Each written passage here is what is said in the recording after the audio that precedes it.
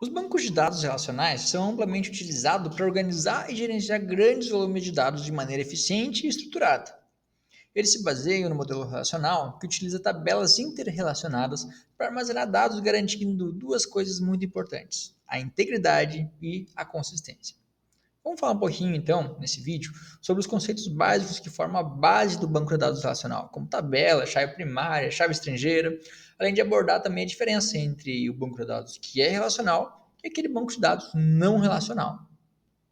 Bom, o banco de dados relacional ele é composto por diversas tabelas, também chamadas de relações, que armazenam dados em formato tabular. Cada tabela ela contém colunas, que também podemos chamar de campos, que define o tipo de dado que será utilizado para ser armazenado. E também algumas linhas, onde as linhas são os registros que contêm os dados em si. As colunas definem os tipos de dados, né?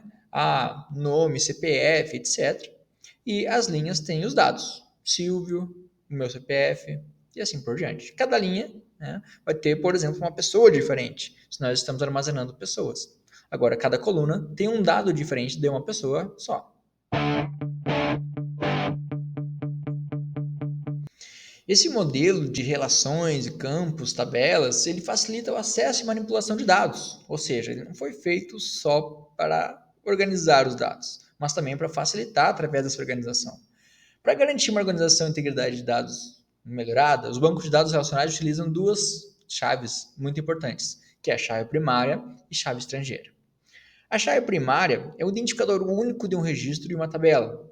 Ela é usada para garantir que não hajam duas linhas, ou seja, dois registros no banco de dados com os mesmos valores. Em uma determinada coluna, nós temos, por exemplo, o nome de uma pessoa. Eventualmente, duas pessoas podem ter o mesmo nome. E, eventualmente, elas têm o mesmo endereço e outros dados similares. Mas elas ainda são duas pessoas. Então, para diferenciar essas duas pessoas, nós podemos ter um código único. No caso de pessoas, seria o CPF, né? Ou no banco de dados, nós podemos criar um novo campo que geralmente é chamado de ID. ID, né? Ou ID, é uma abreviação de identificador, porque é justamente o campo que identifica cada um desses registros de forma única.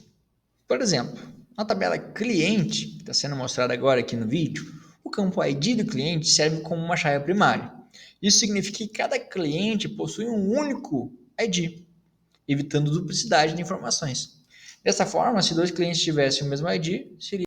Ao identificar um registro de forma única numa tabela, né, através do seu identificador, que é a sua chave primária, nós temos duas vantagens. Né? Primeiro, que nós conseguimos de fato distinguir aquele cliente, aquele funcionário, aquele usuário, enfim, aquele registro da tabela de forma única.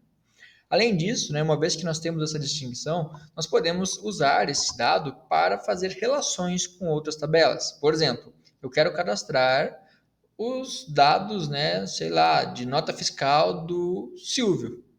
Como é que a gente consegue fazer isso? Através do ID. Eu posso, na nota fiscal, ter o CPF do consumidor, que é o Silvio, ou, por exemplo, na nota fiscal, eu posso ter de fato o ID do cadastro, o código de cliente, o número do cliente, qualquer coisa do tipo, número do convênio. Quando eu faço isso, né, eu crio também um novo campo nessa tabela de nota fiscal, nessa tabela que vai ter uma relação com o cliente. Essa tabela vai ter um campo, então, chamado chave estrangeira, que vai ter, de fato, a mesma informação que é a chave primária de uma outra tabela. Então, chave estrangeira é basicamente uma cópia do identificador de um registro que está em uma tabela para uma outra tabela, a qual é associada com esse registro. Então, numa nota fiscal, por exemplo, onde você pede para colocar o CPF na nota, você tem uma chave estrangeira, por exemplo, que pode ser o CPF, que identifica você. Ao olhar o CPF na nota, você sabe quem é o comprador. Vamos ver então um exemplo prático de como essa chave estrangeira poderia ser utilizada. Imagina que nós temos agora uma segunda tabela, diferente daquela que nós vimos agora há pouco. Essa tabela vai se chamar pedidos. A tabela pedido vai ter um campo que é o ID do cliente. E essa relação entre tabelas ela é fundamental para garantir uma coisa chamada integridade referencial. A integridade referencial significa que os dados eles são mantidos de forma consistente entre tabelas diferentes. Ou seja, um pedido ele não pode ser registrado para mais de um cliente. E também não pode ser registrado para um cliente que não existe na tabela. Isso é integridade referencial. Um cliente que não existe não pode fazer um pedido, né? Existe uma lógica por trás disso.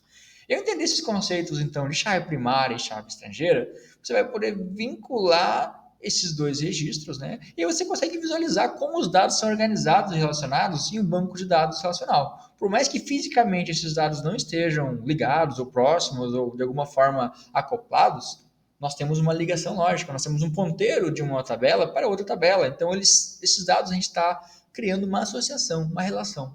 Então, ao usar a chave primária estrangeira, nós vamos conseguir garantir essa consistência e também integridade entre os relacionamentos dos dados, permitindo então que nós tenhamos aí diferentes conjuntos de informações e que essas informações sejam conectadas de forma eficaz para que serem recuperadas de forma eficiente depois.